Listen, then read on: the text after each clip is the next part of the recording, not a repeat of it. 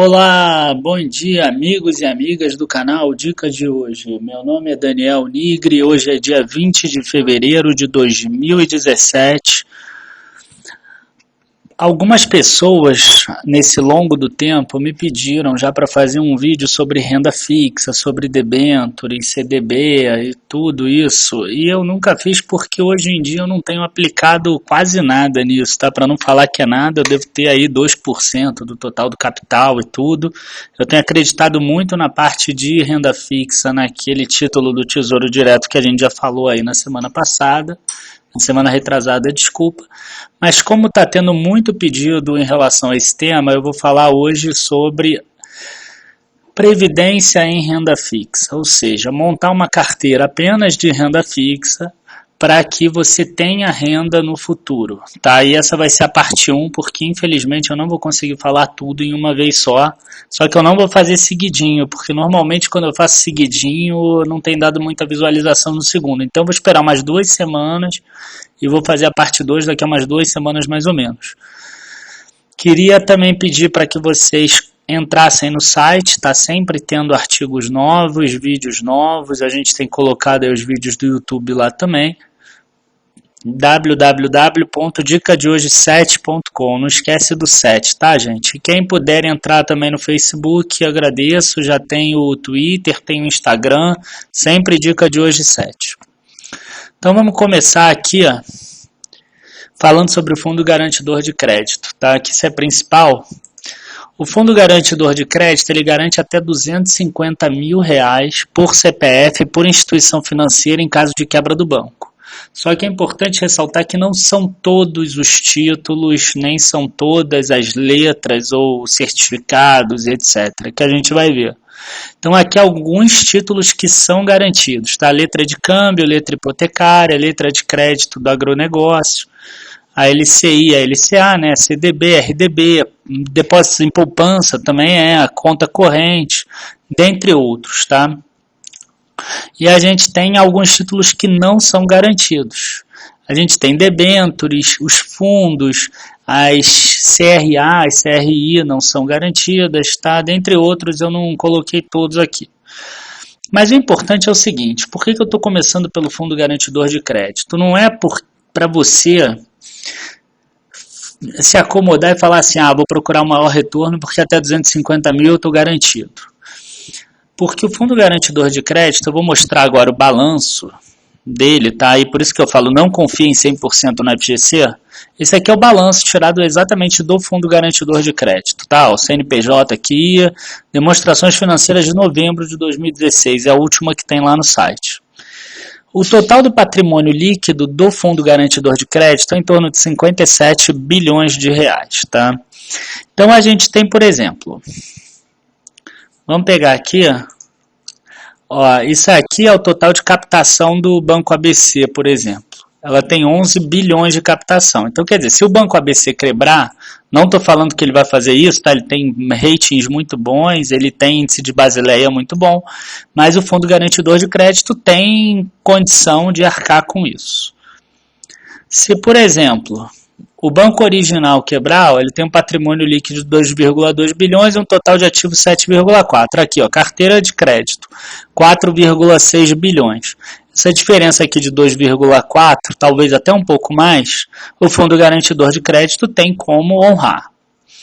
Mas se, por exemplo, um banco grande quebrar, imagina um Itaú quebrar, um Banco do Brasil quebrar, que está tendo lucros cada vez menores, o Fundo Garantidor de Crédito não tem dinheiro suficiente.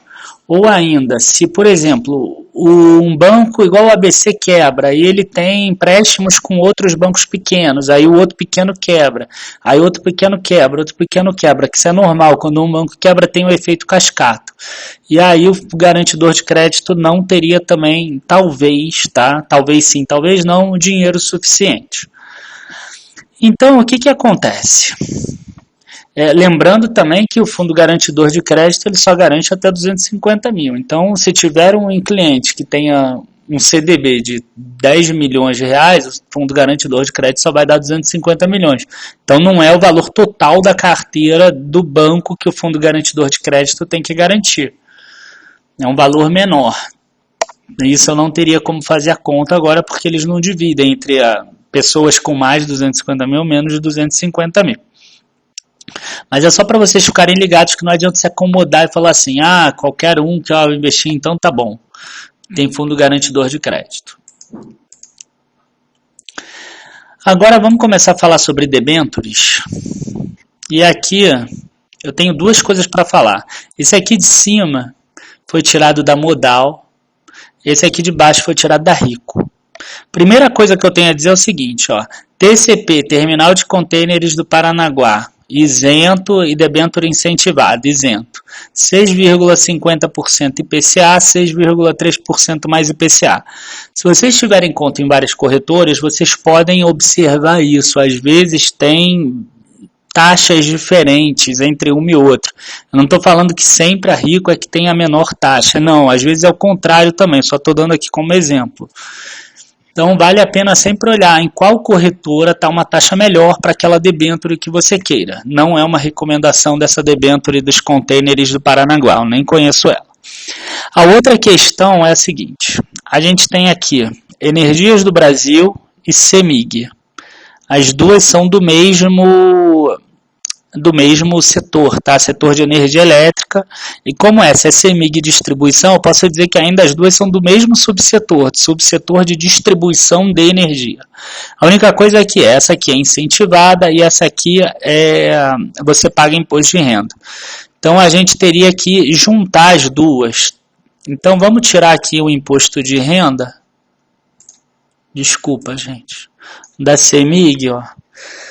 Vamos imaginar, será que eu fiz um slide sobre isso ou não? Não. Então vamos lá, ó. 1,097, que é aquele 9,70 que ela paga, vezes, vamos imaginar uma inflação de 5% ao ano durante esse período, né? Porque se eu não me engano são 5 anos, então, 4 anos, então não adianta você pegar só o desse ano.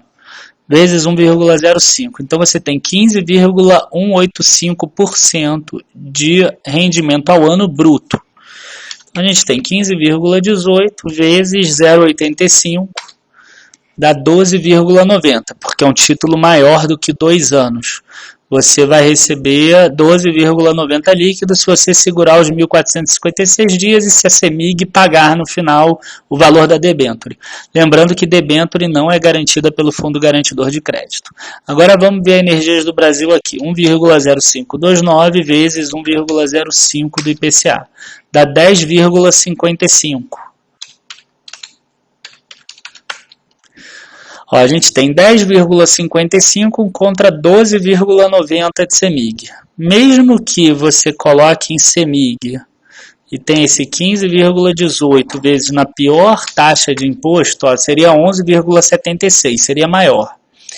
Mas então por que CEMIG paga mais do que Energias do Brasil a debênture dela? Será que os controladores de CEMIG, será que os administradores de CEMIG são bonzinhos e eles querem pagar mais para a gente? Será que eles estão precisando tanto assim de dinheiro que eles já aceitaram pagar mais por qualquer motivo? Ou será que os de Energias do Brasil são maus? Não tem nada a ver com isso, gente. Tem a ver com o endividamento de cada uma. A gente tem aqui o perfil da dívida de CEMIG distribuidora. A gente vê que o prazo médio é 3,1 anos. Você vai ver que é parecido o prazo médio das duas. Só aqui, olha a dívida líquida sobre a geração de caixa dela, 6,59. Esse valor tem aumentado ao longo do tempo, era 3,9, 4,51, 6,59. Olha o que aconteceu com o custo da dívida dela. Subiu, não só por causa disso, porque o custo da dívida do Brasil subiu também. E agora, com a taxa de juro caindo, esse custo da dívida deve diminuir, mesmo essa alavancagem aqui, se ela ficar pior. Mesmo assim, o custo da dívida deve diminuir. Por isso a CEMIG tem subido tanto aí ultimamente. Mas o foco de hoje não é isso, é mostrar que ela é uma empresa mais endividada, ela tem um risco maior do que a Energias do Brasil, que está aqui, ó, 13,69% ao ano, que também subiu em relação ao anterior, 12,85%. Porque a taxa do Brasil subiu de juros também, que era 13,75 e aqui em setembro era 14,25. Você vê que o CDI é 14,13. E o prazo médio da dívida é parecido, a 3,27 anos. Só que aqui, ó, a dívida líquida sobre EBITDA é 1,3 vezes. Então, é muito mais provável que Energias do Brasil pague a dívida dela do que CEMIG pague a dívida dela. Embora em um ano, as duas, muito provavelmente, elas vão pagar, tá? Mas se a gente pegar uma debênture para daqui a 4, 5 anos, a gente tem que prestar atenção nisso. Porque senão a nossa previdência pode acabar virando zero, pode virar lixo. Debênture não é garantida pelo Fundo Garantidor de Crédito, falando de novo. Agora vamos falar sobre CDB. Com certeza, se a gente pegar, a gente tem lá no vídeo de distribuidora de energia, se a gente pegar o rating de Energias do Brasil, o rating de CEMIG, a gente vai ver que o rating de Energias do Brasil é melhor do que o de CEMIG. Pelo menos duas casas do rating. A gente vai falar sobre o rating agora na parte CDB. Antes de falar sobre rating nada mais é do que o risco, tá? O risco de cada instituição que é medida por algumas agências de risco. E a gente vai ver isso mais para frente. Mas primeiro eu quero falar a questão tempo. Então eu peguei aqui o Banco ABC Brasil, que é um banco que tem um risco bem baixo, tá? Tem um rating muito próximo ao rating nacional. E ele tem aqui os CDBs, que eu retirei agora há pouco. E mostro, ele paga 100,5% do CDI para 6 meses, 102,5% para 1 ano, 104% para 1.080 dias, por exemplo. Por que aumenta esse valor ao longo do tempo? Porque o risco dele quebrar daqui a 3 anos é maior do que o risco dele quebrar daqui a 6 meses. O risco de ter um descolamento entre o risco dele e o risco do Brasil daqui a 3 anos é maior do que haver um descolamento dos riscos em 6 meses. Então, o investidor que aplicar num CDB mais longo, ele vai precisar, inclusive, de uma taxa de risco maior. Vejam que o valor de aplicação aqui é igual ao de todos, então não tem nada a ver com o valor da aplicação, tem a ver só com a questão tempo. Agora vamos falar da questão risco. A gente tem aqui no Banco BMG. A gente vê que o Banco BMG paga 106,5% e o ABC paga 100,5%. No de 1 ano, ele paga 108% e o ABC paga 102,5%. No de 2 anos é 103,5% e aqui paga 114%. Então, quer dizer, esse aqui está bem melhor ainda, né? Se tivesse que aplicar em um desse BMG que você aceitasse correr o risco, melhor seria esse aqui. Olha o pulo que dá de 1 ano para 2. De 2 para 5 não dá quase nada. E o de 5 eu não vou comparar porque ali o ABC Brasil só ia ter 3 anos. Então, gente, a gente vê que a gente já viu que não é porque os administradores do Banco BMG são bonzinhos que eles vão pagar mais, né? A gente já descobriu isso na parte de debênture. Então, a gente percebe que provavelmente o Banco BMG tem um risco maior do que o ABC. A gente não precisa nem saber calcular o risco, existem agências de riscos que fazem isso pra gente. Então, a gente tem aqui, ó, na Moody's, por exemplo, tem um risco local, tá? Risco Brasil de AA2. Aqui o risco local, o máximo que pode chegar é o risco do Tesouro Nacional. E o risco global BA2. Enquanto isso, na Moody's, a gente tem aqui do BMG, tem um risco B1 e um risco BA3BR. Então eu acho que vocês não devem ter entendido nada, pelo menos quem não sabe sobre classificação, então vamos aqui. Isso aqui é a tabela de riscos da Moody's. Quanto mais acima, menos risco, um grau elevado de prime. E quanto mais abaixo, graus especulativos, moratórias. Moratória com pequena expectativa de recuperação, altamente especulativo. Entendeu? Então, quer dizer, até esse nível aqui, BAA3, é um risco considerado de investimento ainda. Era o que o Brasil chegou a ter BAA2. E hoje o Brasil está abaixo disso. Ele está em grau de não investimento especulativo. Mas em relação a eles, vamos dar uma olhada aqui. Ó, BA2 global. Então vamos voltar lá. Ó, BA2 global. Ó, ele está aqui. Então ele está num índice que é 2 abaixo do grau de investimento. Vocês estão vendo no global. E no local, não, no local não, vamos ver aqui primeiro. E a BMG está no B1. Olha quanto é que é o B1 aqui, ó, é 2 graus abaixo. Esses 2 graus abaixo de risco mostra que ela precisa pagar mais para que eu empreste na BMG o meu dinheiro, né, que eu compre um CDB da BMG, ao invés de comprar um CDB do ABC Brasil. Tá? Aqui ele já está num grau altamente especulativo, enquanto o ABC está num grau de não investimento especulativo igual ao grau do Brasil. Agora vamos ver localmente falando. Na Moody's ele é AA2 e aqui ele é BAA3, o BMG.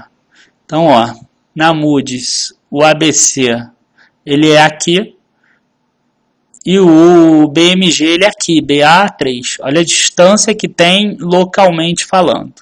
Tá? É só para mostrar para vocês que quando a gente pega uma taxa muito alta, a gente tem que desconfiar que aquela instituição talvez ela tenha um risco mais complicado.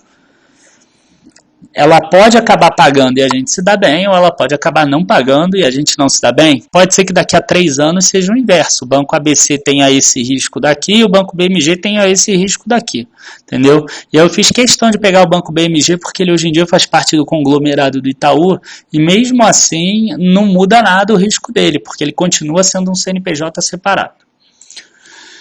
Então vamos fazer agora a comparação com o Tesouro Direto. Aqui isso que é o fundamental, né? A gente está pegando um CDB, a gente está aceitando um risco, a gente tem a garantia do Fundo Garantidor de Crédito no CDB, mas a gente tem que comparar o risco da instituição do emissor com o risco do Tesouro Nacional, que seria o menor risco que a gente tem no Brasil. Então, no Tesouro Direto, a gente ganha no Tesouro Selic o equivalente a 100%. Isso aqui não é 100% certo não, tá, gente? Mas é só para facilitar as contas. Que normalmente o Tesouro Selic tem uma taxa um pouco acima e a taxa do DI é um pouco abaixo da Selic. Então, o Tesouro Selic paga o equivalente a 100% do CDI. Como paga 0,30% de taxa de custódia da BMF Bovespa, da CBLC ou da Selic, agora eu não lembro direito, na taxa atual de 13%, esses 0,30% correspondem a 2,3%, tá? Por que isso? Vamos lá, eu tenho 13% para ganhar hoje, 0,3 dividido por 13, ó, dá 2,3%, tá vendo? Então é 2,3. Logo, eu vou ganhar 97,7% do CDI bruto. Menor risco possível no Brasil. No Brasil, Tesouro. Então, qualquer CDB que oferecerem com taxa menor é ruim. Então, se o gerente do teu banco falar assim, tem um CDB ótimo aqui, 90% do CDI, maravilhoso, pega esse, era 85% semana passada, a gente aumentou para 90%. Mentira, ele não é maravilhoso. Ele está pagando menos do que o Tesouro Selic, ele está pagando menos do que a taxa do Tesouro Nacional. Ele não é bom, entendeu? Vocês veem que os CDBs oferecidos em corretoras, eles não têm essa taxa menor, a não ser que seja um CDB de um banco internacional. Então vamos ver, o CDB do Banco BMG, que oferece 117% do CDI, aquele que a gente viu na foto lá atrás, significa que para 5 anos, significa que ele oferece em torno de 20% a mais pelo risco BMG em relação ao Tesouro Nacional. O que é isso? A gente tem aqui 117 dividido por 97,7.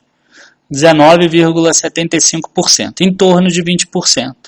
Enquanto esse 106,5 dividido por 97,7, ó, é só de 9%. Quer dizer, para uma pessoa que quer comprar um CDB para 1 ano, ele está recebendo 9% a mais do que no Tesouro Direto, do que o risco nacional ao aplicar no BMG. Agora, se você pegar um CDB de 5 anos, você está recebendo 20% a mais pelo risco BMG. A gente já viu que o risco dele quebrar em 5 anos é maior do que ele quebrar em 1 ano.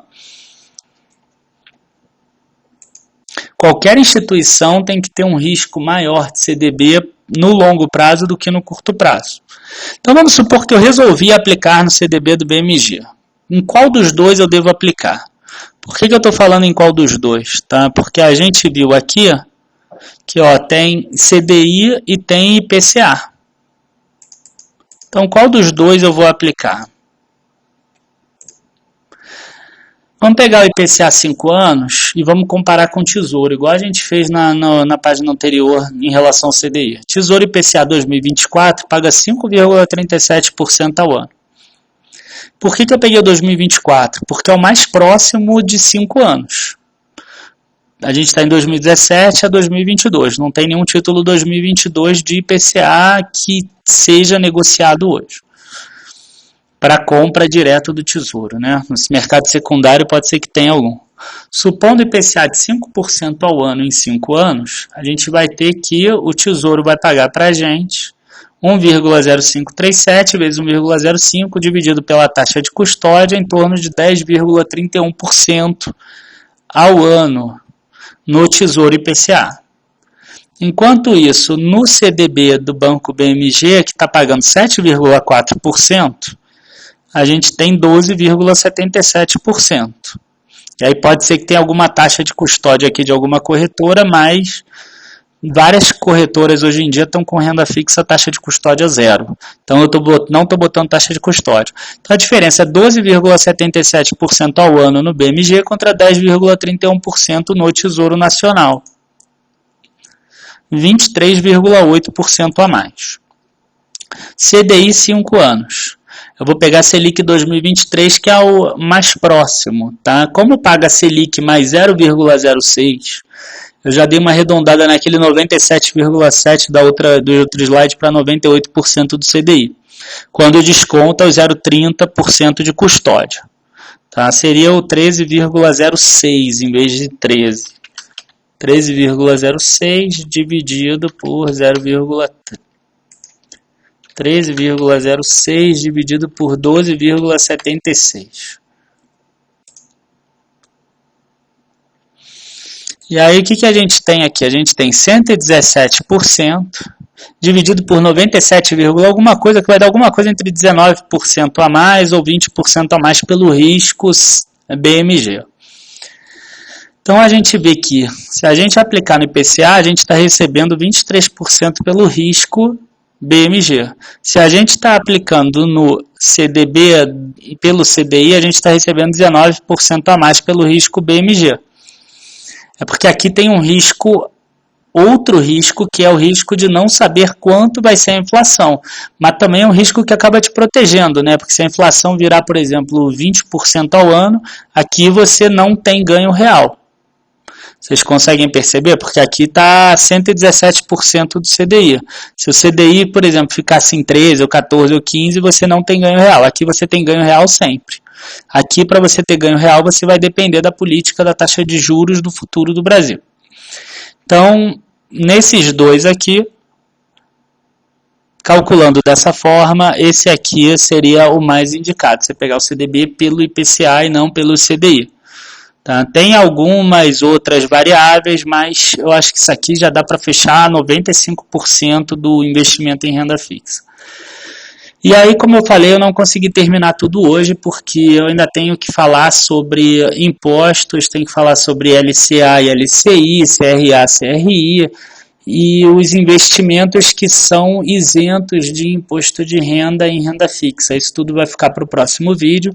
Eu queria agradecer a todos por terem acompanhado mais um vídeo aqui do canal e pedir para todo mundo de novo para acessar o site www.dicadehoje7.com e dar uma curtida aí no vídeo de hoje, avisa os amigos, compartilhe os vídeos. E é isso. Muito obrigado a todos, bons negócios, amanhã e boa noite. Abraços.